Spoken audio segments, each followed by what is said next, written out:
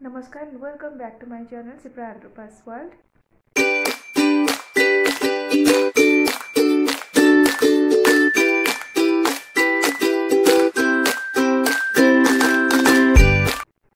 तो आज थंबनेल देखिए आपण माने जानि पारथिबे जे आजर वीडियोटी होची कुकिंग उपरे। तो आज आम बनाऊँ सोरिष मसला दिया पथरमुंडी सुखुआर भजा, जोटा खाया बहुत टेस्ट लगे। आशा करछि आपण मानक वीडियोटी निश्चिंत भल लागिबो। तो चलते देरी न कर वीडियोटी स्टार्ट करबा।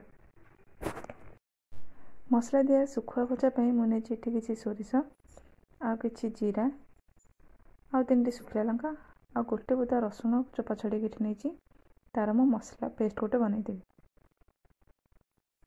तो ये मुझे सुखुआ नहीं पथरमुंडी सुखुआ ताको गरम पानी में भल से धोई नवा, जहाँफल तार स्मेल आ लुण अंश अधिक लुण अंशटा कमिज। से हलदी गुड़ेदेवा आम जेहेतुटा लुणी सुखुआ से केवल हलदी ही गुड़ेबा। तो हलदी भल से गुड़े नवा।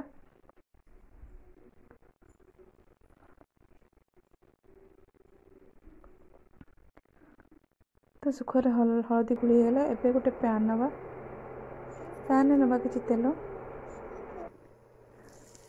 तापर से पकईदबा सुखुआ को।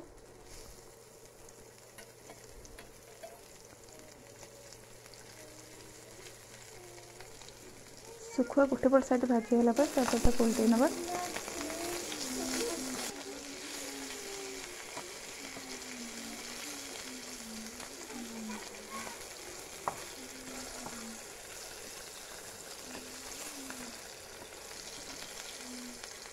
तो सुखुआ आमर ये भाजी हो जाए।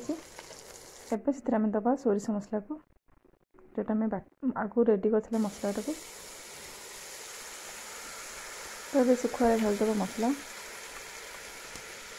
आम लो फ्लेम बसैबा, जहाँफल से जो मसलार पानी अंशटा अच्छी से आस्ते आस्ते मारिक सुखुआरे भल से भाजी हो, जहाँफल सुखुआटा खायापी बहुत टेस्ट लगे।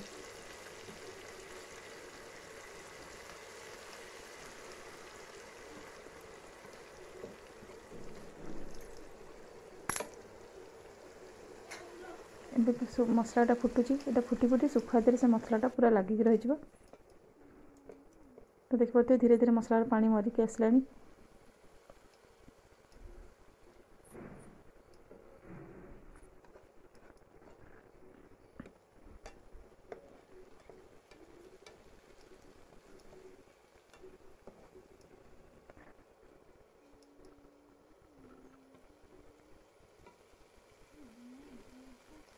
तो ये तक पुणी उल्टे नवा।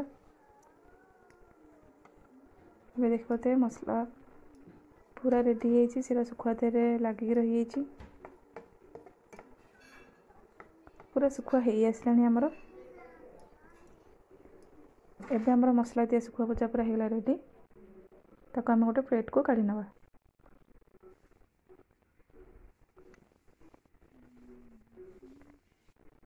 एबे सुखुआ गोटे प्लेट को काढ़ी नवा। से पकईदेवा कि धनिया पत्र।